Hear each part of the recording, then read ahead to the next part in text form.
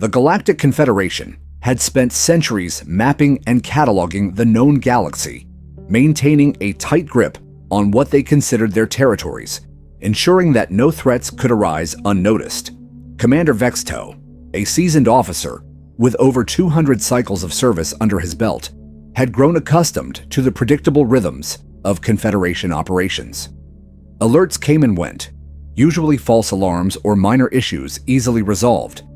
Yet when the young navigator Zil Norex called out with an anxious voice about an unidentified vessel approaching from Sector 7, something in the tone made Vexto pause. He sighed, setting down his reports, fully expecting it to be another piece of space debris or an unregistered civilian shuttle, but duty demanded he investigate. What class of vessel, he asked casually, still not looking up. The Confederation database was comprehensive.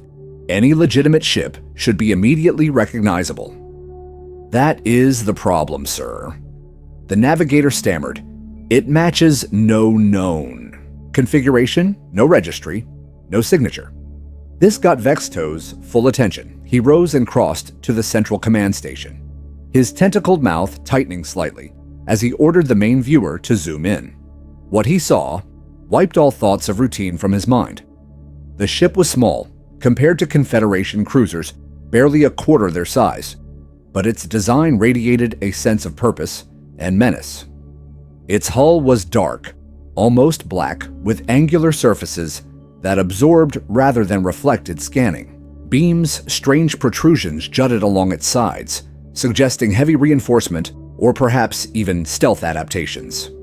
Most unsettling of all were the large cylindrical structures mounted along the vessel's length. Tactical Officer GRX, a Tarkasian veteran, growled low at the sight. Sir, those structures could be weapons, primitive in appearance, but the energy readings are significant. A ship bearing heavy weapons, entering Confederation space without authorization, constituted a violation of multiple peace accords. Communications Officer Tarka tried hailing the vessel, broadcasting across all standard and emergency frequencies, but no response came. Tension thickened aboard the bridge. Commander Vexto knew the drill. Any unknown armed ship was to be treated as a potential threat until proven otherwise. Prepare defensive systems, he ordered quietly. Keep weapons on standby, but do not lock targets. Yet he wanted to avoid an accidental escalation. If possible, Gix hunched over his console, scowling at the energy readings. Meanwhile, Zil Norex continued running scans, cross-referencing the mysterious ship against historical archives. After a moment, he spoke, his voice steady with the calmness of training. Kicking in, sir, the design elements match ancient records from Earth. It is human. At that word, a heavy silence fell across the bridge. Humans were a species the Confederation had encountered roughly 60 cycles ago. Primitive bipeds from a backwater system still struggling with basic orbital technology. The Confederation had categorized them as harmless, placed their system under passive observation, and moved on. There had been no direct contact, no treaties, no formal recognition. Humanity was to be left alone until they achieved faster-than-light travel, something Confederation scientists estimated would not happen for at least another century. Vexto stared at the ship on the viewer, struggling to reconcile the evidence with his training and assumptions about humanity. It could not be. Humans should not be here. And yet the data was undeniable. Zil Norex had triple-checked his scans. There was no error. How could they have built such a ship? How could they be in Confederation space armed and undetected? Tactical reported again. Commander GRX said, carefully, energy fluctuations indicate not only powerful propulsion systems, but also that the ship is battle-ready. Its weapons are online but not yet locked onto us. Vexto had dealt with countless scenarios and simulations, but reality carried a weight. Simulations. Never could he weigh his options carefully. Rash action could spark war, but inaction might invite disaster. Opening a secure channel, he attempted to hail the vessel himself. Broadcasting a clear message in Galactic Standard, he demanded identification and intent. This time, the unknown ship responded. The main viewer shifted and displayed a human face. Captain Amara Jackson of the Earth, interstellar vessel Defiant. She announced her speech was fluent, her tone steady. She requested safe passage through Confederation territory, emphasizing that their weapons were for defense only. Vexto maintained a diplomatic demeanor, but inside his mind raced. Humanity was not supposed to have interstellar vessels, not supposed to have weaponized spacecraft, not supposed to be here. And yet, here they were, real and undeniable. The Confederation had dismissed humanity as an insignificant primitive species, but now that judgment seemed dangerously premature. What troubled Vexto most was not simply their presence, but their confidence. Captain Jackson did not ask for permission. She announced intentions with the clear expectation that she had the right to be there. Furthermore, her ship radiated a readiness for combat that no sane officer could ignore. Humanity had not only caught up to the galactic stage, but had apparently done so under the radar, bypassing every safeguard the Confederation had put in place. The implications were staggering and chilling. Vexto realized that this single encounter could signal the end of the Confederation's undisputed dominance of local space. This was no random anomaly, no isolated incident. The mere presence of this human ship suggested a broader, unseen movement, a challenge to the established order. As Vexto stood on the bridge of his heavily armed Confederation cruiser, facing an unexpected and unprecedented human vessel, he felt for the first time in many cycles a genuine sense of uncertainty. The galaxy he knew had shifted irrevocably, and nothing would ever be quite the same again. The atmosphere aboard the Confederation command ship grew heavier. As the image of Captain Amara Jackson remained on the main viewer, her presence radiating a calm but undeniable authority.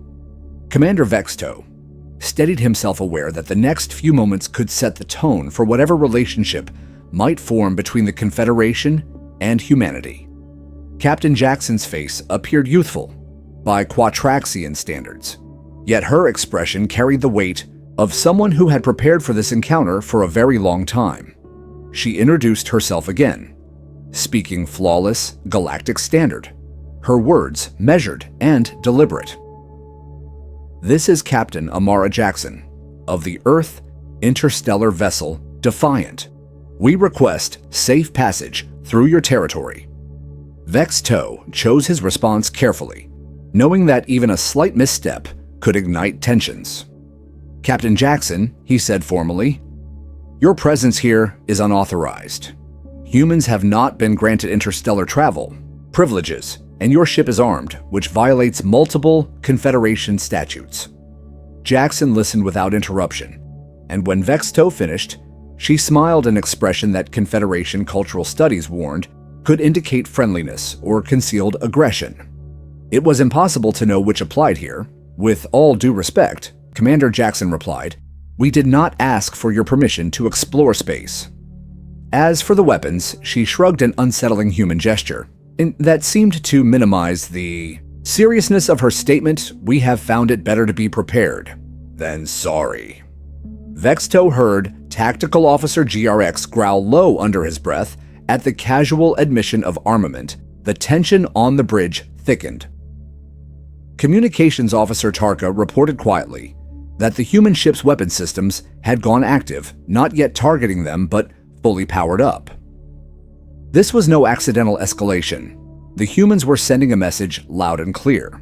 Humans were not here to request approval or to beg for recognition. They were here because they chose to be here. They had stepped onto the galactic stage, not with tentative caution, but with firm, decisive purpose. As Vexto processed this shift, he noticed something else about Captain Jackson. Beyond the bravado and confidence was a deep undercurrent of calculation. Every word, every gesture, carefully chosen to project strength without overt hostility. Humans had studied the Confederation deeply enough to understand the delicate balance between appearing aggressive and appearing weak. Captain Jackson spoke again, Commander, we have been observing your Confederation for quite some time. We understand the value of appearing unthreatening to a dominant power. But understand this, we have no intention of remaining hidden forever. We are here now, and we are prepared to defend our right to exist on equal footing. Vexto struggled to mask his shock. If what she claimed was true, then humanity had not only developed faster than light travel in secret, but had also been aware of the Confederation surveillance efforts all along, manipulating appearances to hide their true progress. Zil-Norex, the young navigator, interrupted with a report the human vessel was exhibiting energy signatures in its propulsion system that did not match any known Confederation drive technology. Instead, it resembled some form of spatial manipulation, a technique considered theoretical, even among Confederation research teams. Vexto realized with a sinking feeling that humanity had leapt far beyond expectations in not just one area, but several. They had mastered stealth technology faster than light travel and powerful weapon systems, all while avoiding detection by an organization that prided itself on its omniscience. The realization struck him hard. Humanity was not simply arriving at the galactic table as another fledgling race, they were arriving as a wild card, a force that could disrupt the carefully maintained balance of power. Captain Jackson continued, her voice firm, but not hostile. We understand that our sudden appearance might be unsettling, Commander, but know this: we come not to conquer or to submit, but to coexist, and if necessary, to defend our right to do so.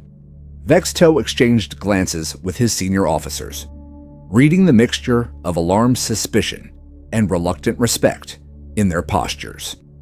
These were not the humans their intelligence reports had described.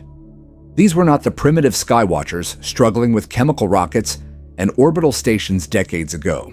These were something new, something dangerous. The Confederation had long believed itself the arbiters of progress, determining which species would be nurtured, which would be contained, and which would be ignored. Humanity, by all appearances, had rejected that framework entirely. They had made their own way in the darkness, unseen. And now, they stood before the Confederation, demanding acknowledgement, not permission. Tarka reported another development. 2 additional vessels of human origin had just dropped out of faster-than-light travel near their location, each bearing the same predatory design and formidable energy signatures. As the defiant Vexto felt the implications hit him like a physical blow. This was no isolated incident, no rogue expedition. This was a coordinated effort, a carefully planned emergence timed and executed with precision. Captain Jackson addressed the situation before Vexto could even speak. Consider this a diplomatic mission with teeth, she said, her smile returning. We are here to introduce ourselves formally, but we are also prepared to defend our interests should that become necessary. Vexto knew that the Confederation could easily overwhelm 3 ships if necessary, but he also knew that firing the first shot would have consequences beyond the immediate battle. It would send a message to the rest of the galaxy that the Confederation feared humanity and acted rashly that would embolden dissidents and strain alliances. Captain Jackson's choice of words was careful. She did not threaten, she stated realities and dared the Confederation to react badly. Vexto considered offering a boarding party to inspect the Defiant, but realized such an action would likely be perceived as hostile. Instead, he extended an invitation to Captain Jackson and her delegation to come aboard under Confederation first contact protocols, ensuring diplomatic immunity and safety. But Jackson countered with her own invitation, suggesting that Vexto and his team board the Defiant instead. We have prepared accommodations compatible with Quatraxian physiology, she said smoothly, demonstrating a level of prior research that was both flattering and deeply unsettling. As Vexto weighed his options, Zil-Norex reported new incoming transmissions from multiple Confederation outposts across the sector. Each confirmed sightings of human vessels, appearing at precisely coordinated times at multiple strategic locations. "They are everywhere," Sir Norex said, voice tight with disbelief. Vexto turned, back to face Captain Jackson, who awaited his response. Calmly. "This is not just about safe passage," he said, more a statement than a question. "No," Captain Jackson agreed. "It is about establishing our rightful place in the galactic community." Vexto felt a cold knot form in his gut sacks. The humans had bypassed every control measure, every delay the Confederation had placed on emerging civilizations. They had advanced under the radar, built a fleet, and now presented themselves not as supplicants, but as equals. It was a move so audacious, so unorthodox, that Vexto found himself both appalled and grudgingly impressed. Humanity had rewritten the script, and now the Confederation had to decide whether to adapt or resist, facing the human captain across the vastness of space. Vexto knew one thing for certain: the old rules no longer applied, and the galaxy would never be the same again. As the tension aboard the Confederation command ship thickened, Commander Vexto found himself grappling with a reality. He had never anticipated humanity. A species once dismissed as primitive had somehow achieved technological advancements that defied every projection and intelligence estimate Captain Jackson's ship. The Defiant was not only here in Confederation territory. It was armed, it was shielded, and it possessed propulsion systems that should have been centuries beyond their capabilities. The realization struck Vexto harder than any formal declaration of war. The human vessel displayed energy patterns, consistent with spatial manipulation, a technology considered theoretical by even the most advanced Confederation researchers. It was not just faster than light travel. It was a method of bending space itself, a technique that the Confederation had only begun to scratch the surface of in highly classified experimental programs.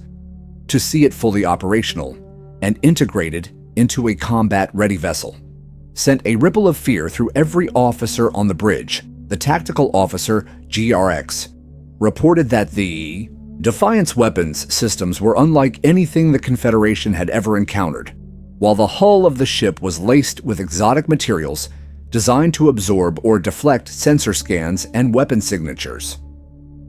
Primitive by appearance, perhaps, but lethally effective. Vexto struggled to maintain diplomatic composure as he questioned Captain Jackson on how humanity had achieved such technological prowess. The human captain responded with a smile that was both disarming and unsettling. "Commander Shi said, perhaps you have underestimated us. Your observation probes were detected the moment they entered our system. We allowed you to see only what we wanted you to see." The implications were staggering. Humanity had not simply been passively developing. They had actively deceived the Confederation, manipulating the intelligence that was supposed to monitor their progress. The entire framework of assumptions built around Earth had crumbled in an instant. Their supposed primitiveness had been a carefully constructed facade behind which real advancements had been taking place. If they had hidden this much from the Confederation, what else had they accomplished without detection? Zil-Norex brought further data to Vexto. Alarming readings confirmed that the Defiant not only used advanced propulsion and shielding, but also carried multiple redundant power cores sophisticated enough to power a Confederation dreadnought scaled down and integrated seamlessly into a smaller vessel. The efficiency and compactness of human engineering surpassed anything the Confederation had witnessed from a newly emerged species. Tactical analyses suggested that even a direct assault from a standard Confederation cruiser might not guarantee a quick victory against a ship like the Defiant, especially if its weaponry matched its defensive capabilities. Humanity had not only caught up, they had prepared for confrontation while hiding in plain sight. This was no coincidence, no accident. This was calculated and deliberate. Vexto realized with chilling clarity that the Confederation had been playing a game whose rules had changed without their knowledge, and that humanity had been playing to win. Captain Jackson spoke again, her tone even but firm. "We understand that our sudden emergence is disruptive, but know this, Commander, we are not here to ask permission, nor are we here to submit to outdated structures of control. We seek coexistence, but we are prepared for resistance if necessary." The statement was not a threat, it was a declaration of self-determination, backed by tangible capability and strategic positioning. Vex 2 knew that every decision he made now would have far-reaching consequences. Initiating hostilities could plunge the region into war, but capitulating too easily might embolden humanity and any allies they might have quietly cultivated. Zil Norex reported that the human vessel had initiated minor energy fluctuations in its propulsion field, subtle signals indicating readiness for rapid movement or evasion, and the ship was poised like a predator, ready to strike or flee, depending on the Confederation's response. It was clear that the humans had studied first contact protocols meticulously. They were exploiting every psychological and procedural pressure point, forcing the Confederation to react rather than act. Vexto attempted to stall for time, proposing further discussions under diplomatic protocols, but even this move was anticipated. Captain Jackson countered by inviting Vexto and his senior officers aboard the Defiant, offering accommodations specifically prepared for Quatraxian physiology. The message was clear. Humanity had not only anticipated contact, they had planned for it, down to the smallest detail. From the carefully engineered stealth of their approach to the culinary compatibility of their welcoming banquet, nothing had been left to chance. They had transformed what should have been their greatest disadvantage, their supposed primitiveness, into their most potent weapon underestimation. They had allowed the Confederation to believe they were harmless, and now they were revealing their true strength at a time and place of their choosing. Zil Norex received new reports confirming that human vessels had simultaneously appeared at 27 other Confederation outposts, their emergence perfectly synchronized. This was no isolated delegation.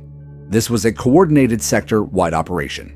Humanity had seeded their presence across Confederation space, without detection, preparing to announce themselves not with timid requests, but with undeniable presence. Vexto realized that any aggressive move now would trigger a sector-wide incident with unknown and potentially catastrophic consequences. Humanity had achieved what no other emerging species had ever dared. They had forced the Confederation to recognize them as equals, not through pleading or subservience, but through sheer audacity, preparation, and capability. Captain Jackson concluded her message by reaffirming humanity's intent. "We are not seeking conflict," she said, "but we are no longer willing to be categorized and contained. We will chart our own course in this galaxy, with or without the Confederation's blessing." Commander Vexto knew that a decision would have to be made quickly. The old methods of containment and passive observation would no longer suffice. Humanity had broken free from the role the Confederation had assigned them, and now demanded recognition on their own terms, and the Confederation could either adapt to this new reality or resist it, and risk a conflict against a species that had already demonstrated mastery of deception, technological ingenuity, and strategic foresight. Vexto looked around at his bridge crew. The mixture of fear, confusion, and grudging respect mirrored his own internal turmoil. Captain Jackson awaited his response. Patiently, unwavering, confident, knowing that she held the advantage in this unprecedented moment in galactic history, Commander Vexto stood rigidly at the center of the bridge as new reports continued flooding in, each more alarming than the last. The humans had not simply arrived with a single ship seeking negotiation or passage. They had executed a coordinated sector-wide emergence. Human vessels had simultaneously appeared at 27 strategic locations across Confederation space. Each detected almost at the exact same moment. Tactical Officer GRX confirmed that these ships shared similar designs to the Defiant's sleek, dark-hulled vessels armed with unknown but potent weaponry and powered by propulsion systems beyond current Confederation understanding. Each sighting was consistent, not a scattered mess of rogue explorers, but a synchronized and calculated display of force. Without firing a single shot, humanity had made its presence known to the entire sector, forcing the Confederation to acknowledge them as a serious player. Vexto felt the full weight of this realization settle heavily onto his shoulders. This was no accident, no isolated diplomatic overture. This was a carefully planned maneuver that had likely been decades in the making. Humans had not just arrived, they had seized control of the narrative before the Confederation could even begin to shape it around their existing frameworks. Captain Jackson remained on the main viewer, her expression calm, almost sympathetic, as if she understood the storm of political and military calculations raging inside Vexto and his senior officers. "You see, Commander," Jackson said smoothly, "we are not here to threaten or conquer. We are here to exist on our own terms. And if that existence requires strength to ensure recognition, then so be it." Vexto exchanged glances with GRX and Zil. Norex, both officers, showed signs of deep unease. The Confederation was unprepared for this.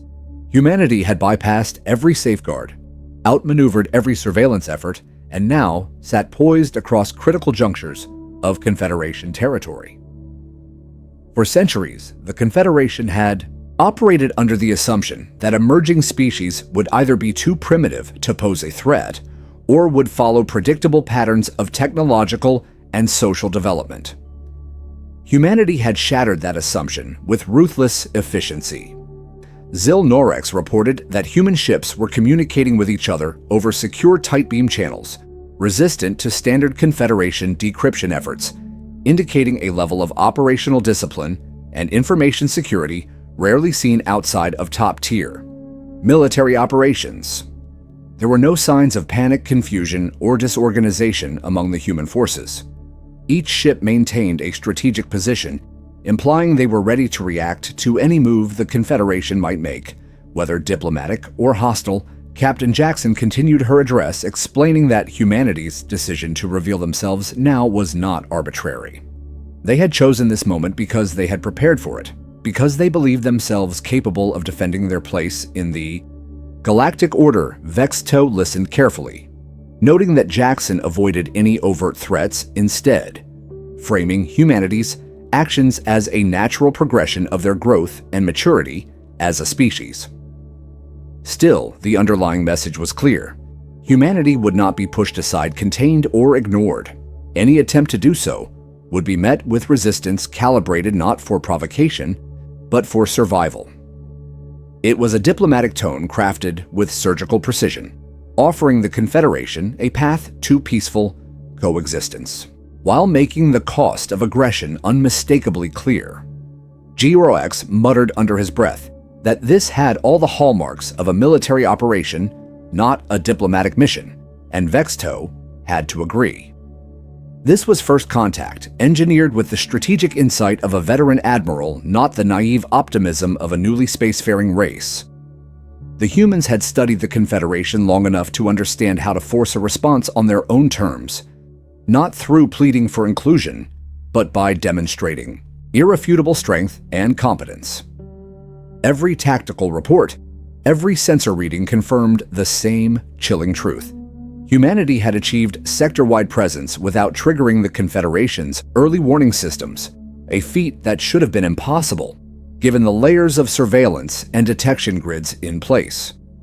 They had mapped Confederation space, identified weaknesses, and exploited gaps in monitoring protocols with a level of precision that spoke to years, if not decades, of preparation. Captain Jackson's earlier words echoed in Vexto's mind. "We did not ask for your permission to explore space." That simple statement now carried the full weight of strategic reality. Humans were not seeking approval. They were not requesting recognition. They had declared their presence with actions, not words, and left the Confederation scrambling to catch up. The bridge crew worked feverishly, compiling data, assessing ship numbers, armament estimates, and potential trajectories.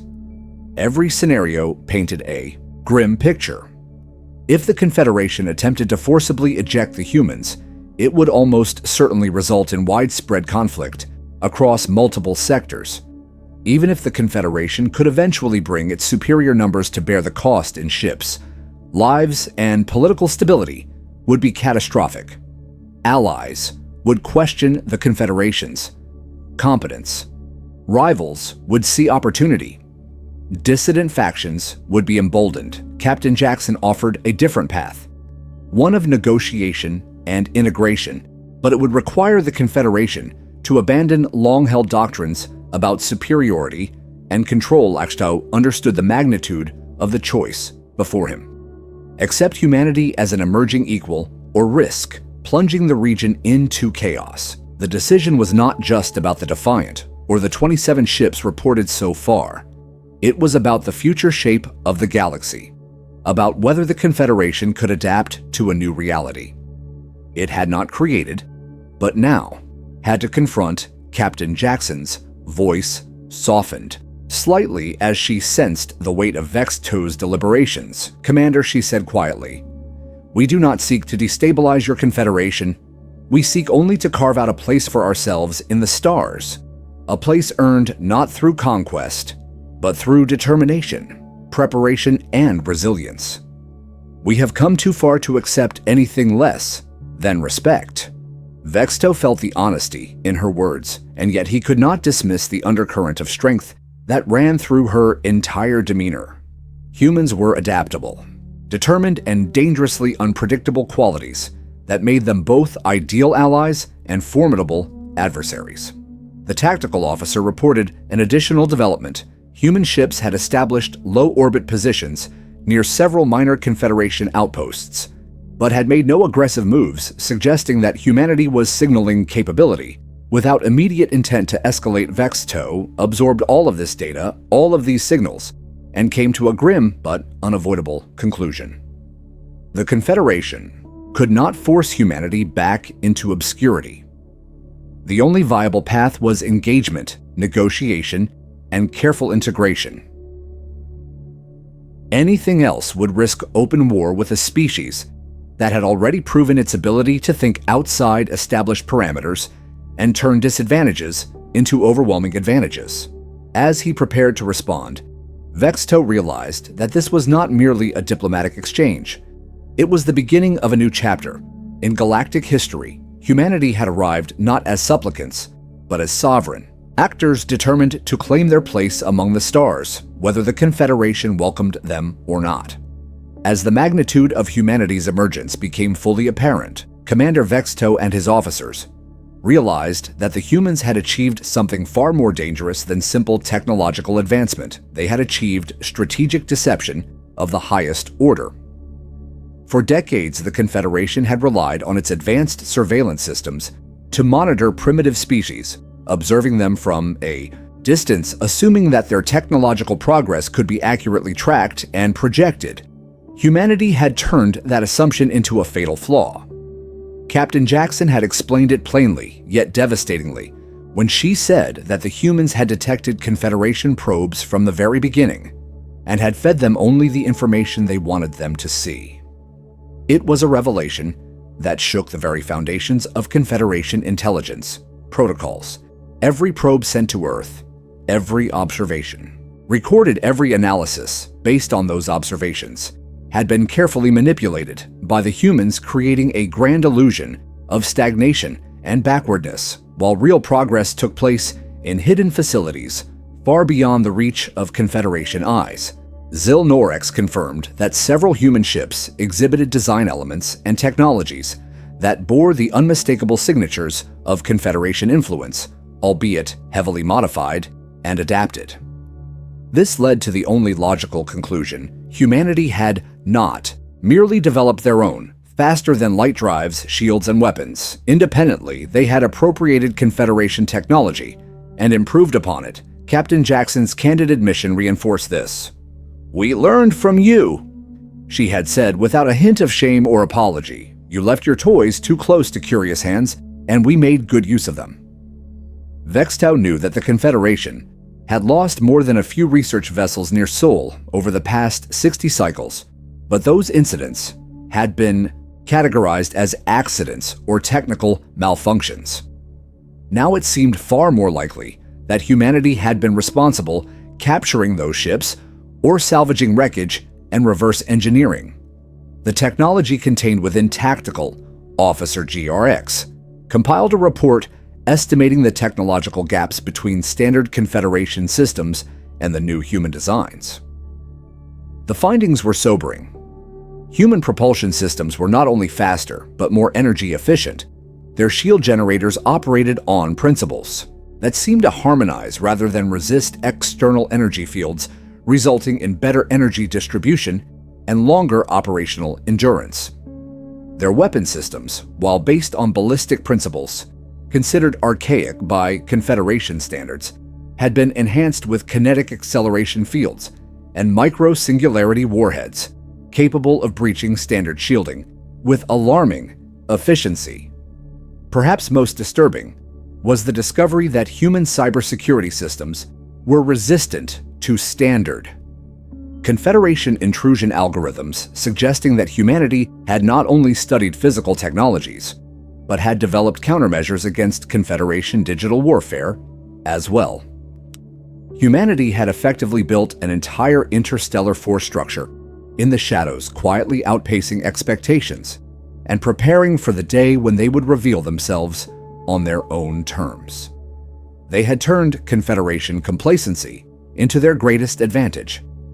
Vexto felt a deep gnawing anger, not at the humans, but at the arrogance that had allowed this situation to unfold.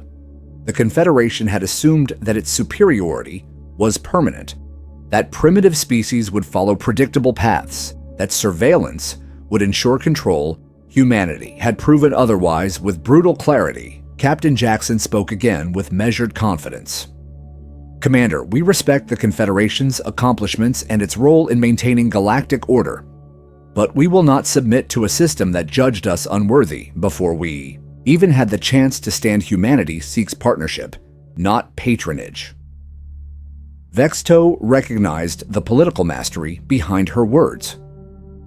Humanity framed its actions not as rebellion, but as a demand for respect and agency, a narrative that would resonate with many other species under Confederation jurisdiction, particularly those who felt marginalized or constrained by the current order. If humanity succeeded in positioning itself as the champion of self-determination and innovation, it could unravel centuries of careful Confederation political dominance. Zil-Norex hesitantly reported new findings, suggesting that human vessels had been operating beyond their own solar system for at least a decade, perhaps longer, using stealth drives and networked sensor jamming techniques that rendered them virtually invisible to Confederation detection nets. It was a staggering revelation, indicating a level of operational security and technological maturity far beyond anything anticipated.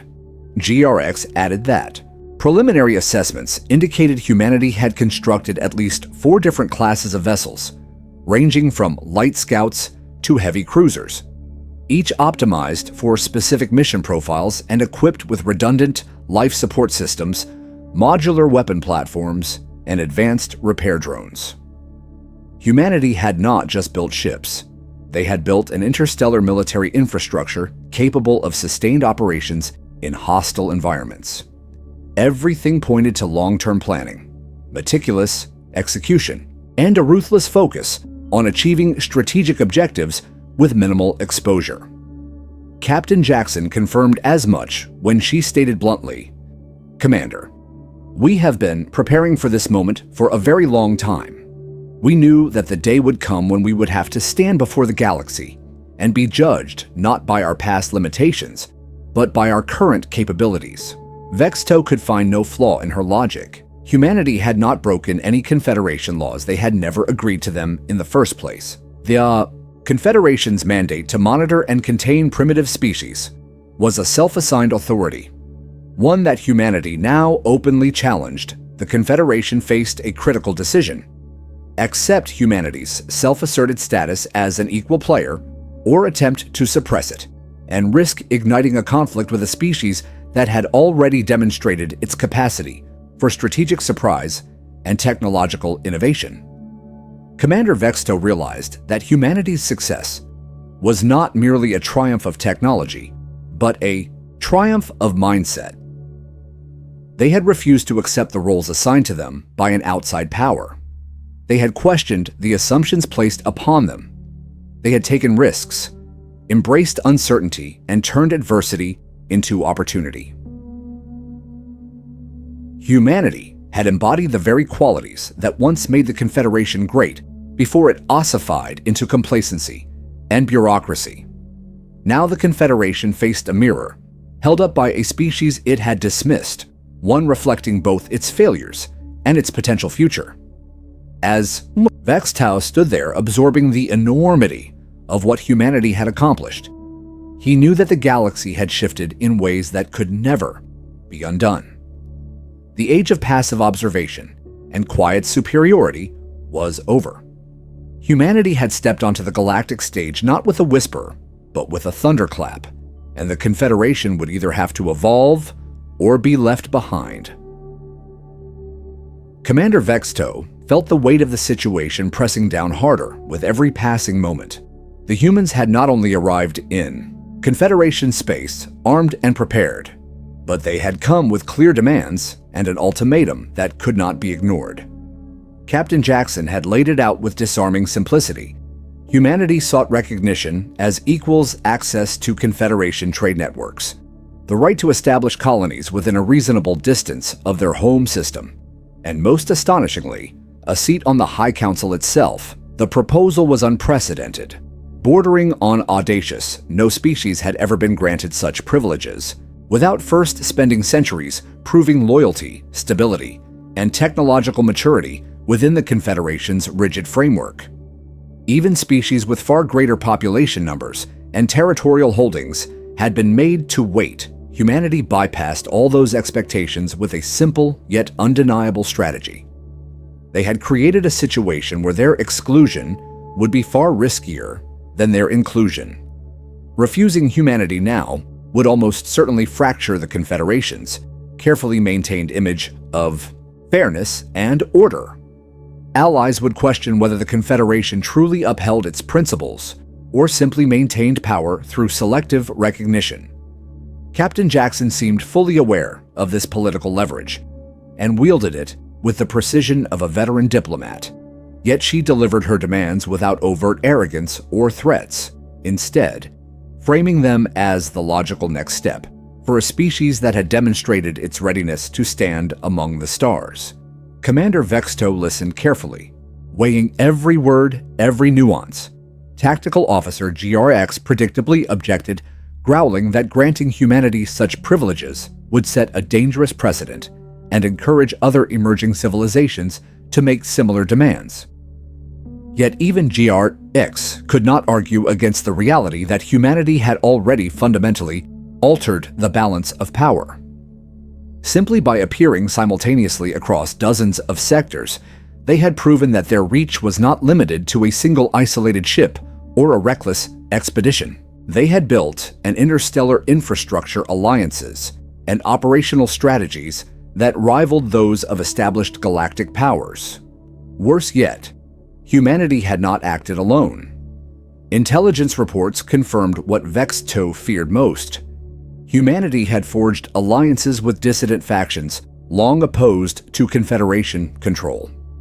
The Tagarans, once restricted after their aggressive expansionist campaigns, had reportedly entered into agreements with human representatives, the Vorinex and the Nefali Collective, both with long histories of resentment towards Confederation policies, had also aligned themselves with this new human initiative.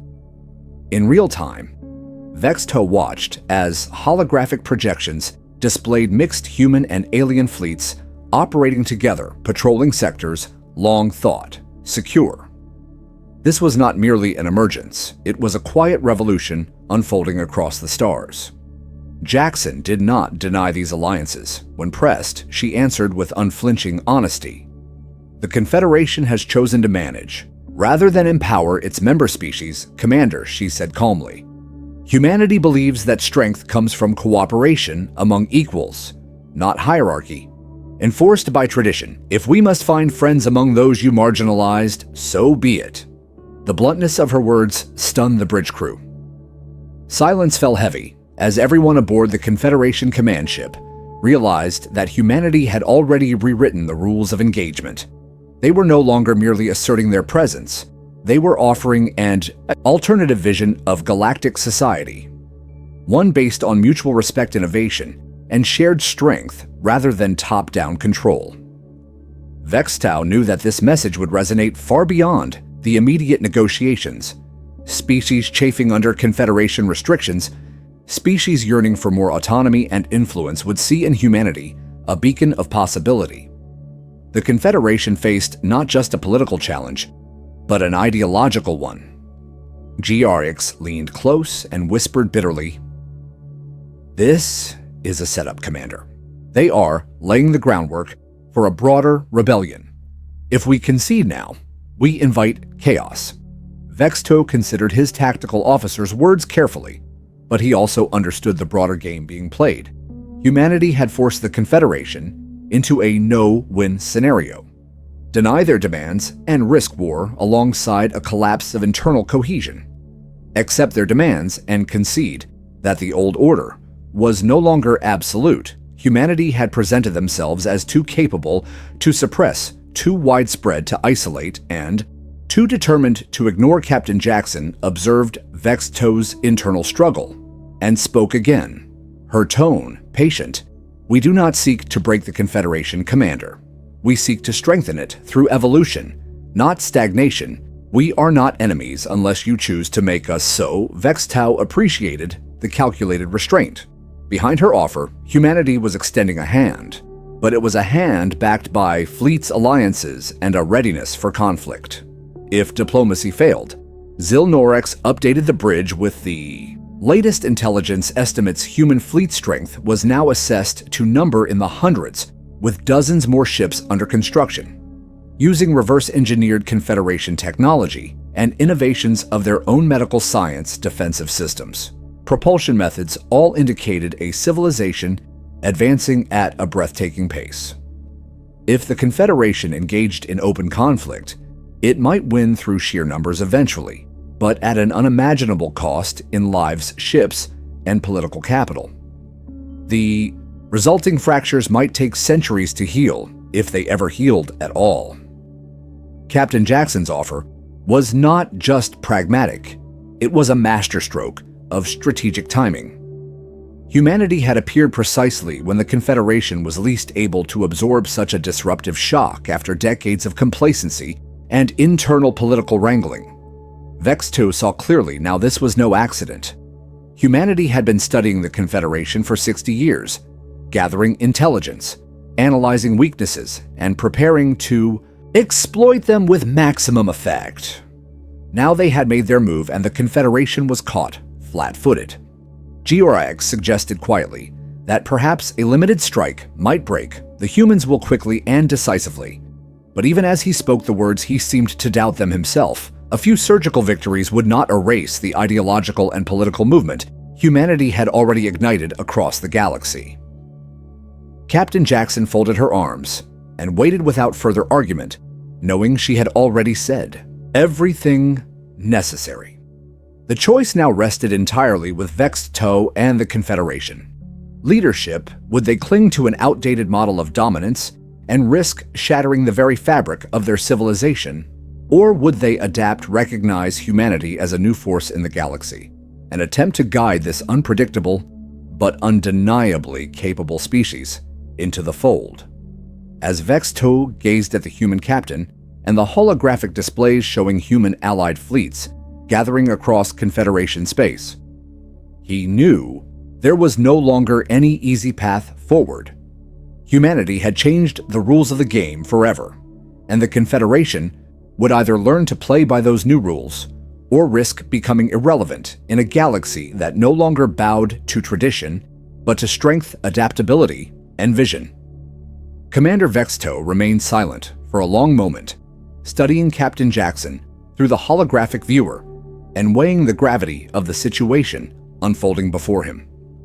It was clear now that humanity was not merely a Sudden new presence in the galaxy, but a rising power, with strengths that the Confederation had neither anticipated nor properly prepared for. Humanity had not matched the Confederation's might in terms of sheer numbers, but they had demonstrated an even greater advantage, one that could not be measured by fleet size or firepower alone: adaptability, ingenuity, and the ability to think far outside conventional parameters. Every intelligence report, every tactical analysis pointed to the same unnerving conclusion. Humanity had not simply copied existing Confederation technologies. They had studied, improved, and optimized them in ways that no Confederation scientist had imagined possible. Tactical Officer GRX had already provided a preliminary comparison between standard Confederation warships and human vessels. The findings were sobering. Human engines, based on their so-called Defiance drive, were more than 30% more efficient than Confederation standard drives, offering superior acceleration, maneuverability, and fuel economy. Their weapon systems employed new methods of delivering kinetic and energy-based payloads that bypassed traditional defensive barriers, exploiting weaknesses the Confederation had long assumed to be adequately covered. Their medical technology, although built upon familiar biological principles, had diverged into new fields of regenerative medicine, nanotechnology, and neurological enhancement fields that the Confederation had either abandoned centuries ago as too difficult or dismissed as dead ends beyond the technical specifications. However, what made humanity truly dangerous was their mindset. While the Confederation valued tradition, protocol, and the slow, meticulous accumulation of progress, humanity thrived on challenge, chaos, and opportunity. They did not fear failure. They embraced it, learning, adapting, and improving with each setback. This trait made them unpredictable, and in military terms, unpredictability was often more dangerous than superior firepower. Captain Jackson articulated this advantage with unsettling clarity during the continued discussions. Commander Jackson said with a calm confidence, "We do not see barriers where others see walls. We see opportunities where others see limits. We did not surpass your expectations because we were stronger or smarter. We surpassed them because we refused to accept the limits placed upon us." Vexto knew she was speaking the truth. The Confederation, in its arrogance, had allowed bureaucracy and self-imposed caution to stifle innovation. Humanity had broken free of those constraints, pushing forward with reckless determination and reaping the rewards of risk. Captain Jackson continued outlining examples of human breakthroughs, referencing their adaptation of Confederation stealth technology into a system that rendered their ships effectively invisible to most standard scans. Their engineering teams had taken shield modulation concepts and developed variable phase shields, capable of dynamically adjusting to different types of attacks in real time. Their scientists had created compact modular ship designs that allowed for rapid field repairs and adaptability to mission changes without requiring specialized dockyards. In essence, humanity had taken the best ideas of the Confederation, stripped them of bureaucratic inefficiencies, and pushed them to their logical extremes, producing a fleet that, despite its smaller numbers, could potentially outfight and outmaneuver much larger Confederation forces if given the right circumstances. Zil Norex brought up another alarming point. Humans had demonstrated an exceptional ability to integrate knowledge from multiple disciplines, blending physics, biology, engineering, and even psychological operations into a cohesive whole that allowed them to act with a level of coordination and flexibility unseen among more rigid Confederation structures. They were not limited by doctrine or precedent, and their decentralized command structures allowed for initiative at every level, a stark contrast to the tightly controlled hierarchies of traditional Confederation military and political bodies. Jutsa EX voiced the concern many aboard the bridge shared.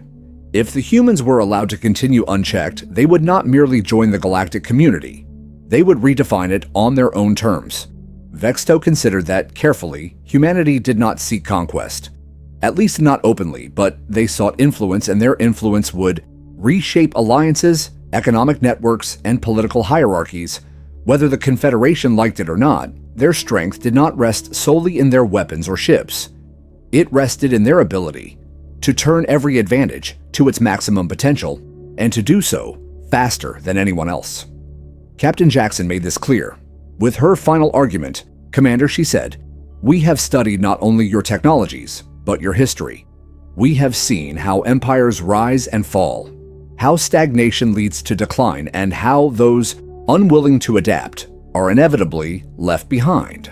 We do not seek to destroy, we seek to thrive.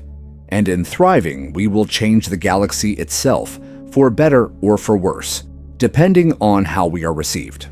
Her words were not a boast, they were a simple statement of fact. Humanity had embraced innovation, resilience, and adaptability as core principles, and these principles had propelled them forward while the Confederation had grown complacent, comfortable in its assumed superiority. But now that illusion had shattered, and the question facing the Confederation was no longer how to stop humanity, but whether it could survive alongside them. Commander Vexto realized that the Confederation's continued existence as the dominant political and technological force in the galaxy now depended on its ability to do what humanity had done so effortlessly: evolve, adapt, and embrace change, or else fade into irrelevance and obscurity. Humanity had not come with humble requests for membership. They had come with the undeniable truth of their achievements and the unspoken promise that they would not wait for permission to claim their place among the stars. "Commander," Vexto knew there was no delaying the inevitable any longer. Humanity had shattered every expectation, every projection, every carefully maintained illusion of Confederation dominance. Their emergence onto the galactic stage was not a chaotic scramble, but a calculated declaration crafted with strategic precision and undeniable power. Humanity had not begged for recognition, nor had they waged open war. Instead, they had forced the Confederation and the galaxy at large to acknowledge a new reality, one where strength, adaptability, and vision mattered more than tradition titles or historical precedent. As he sat in the command chair watching the holographic display of Captain Jackson and her human officers, calmly awaiting his answer, Vexto understood the magnitude of the choice before him. Accept humanity as an equal and risk destabilizing the Confederation's rigid hierarchy, or reject them and plunge the galaxy into a war that even victory could not cleanse of its catastrophic consequences. The humans had demonstrated technological prowess alliances with dissident factions, and most importantly, a mindset that the Confederation had long since lost: a mindset of resilience, innovation, and relentless determination. Captain Jackson had put it plainly during their discussions: "We did not rise because it was easy, Commander. We rose because we refused to be kept down. The Confederation will either adapt to this new era or be left behind."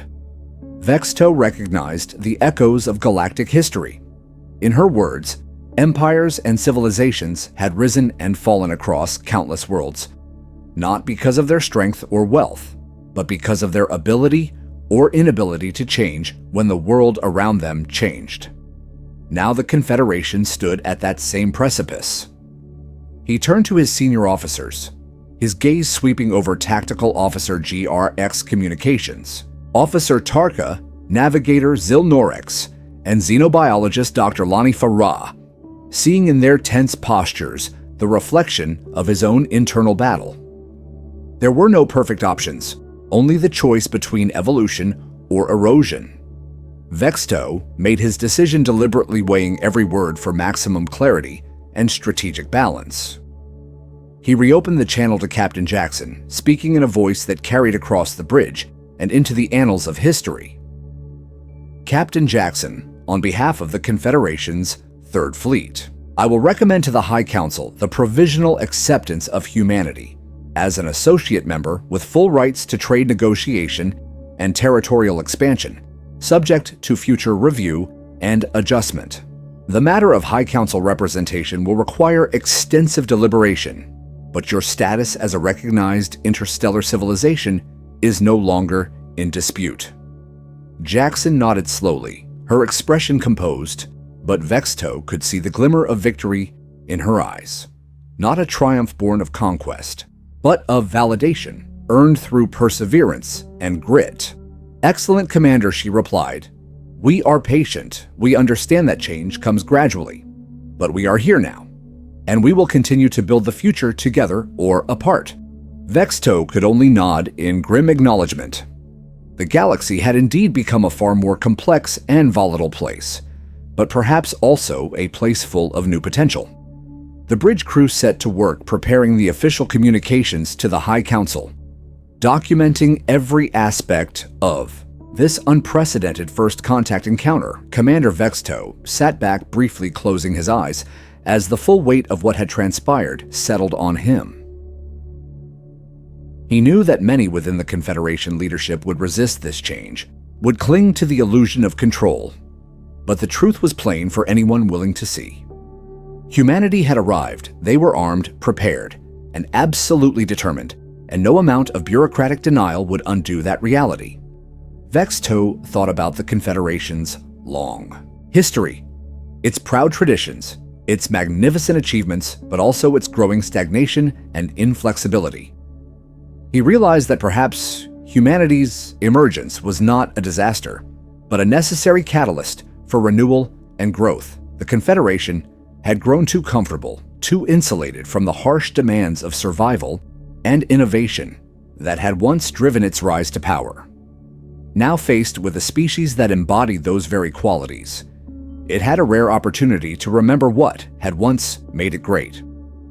The lesson was not just for the Confederation, or even for the galaxy. It was a lesson echoed across all histories of sentient beings.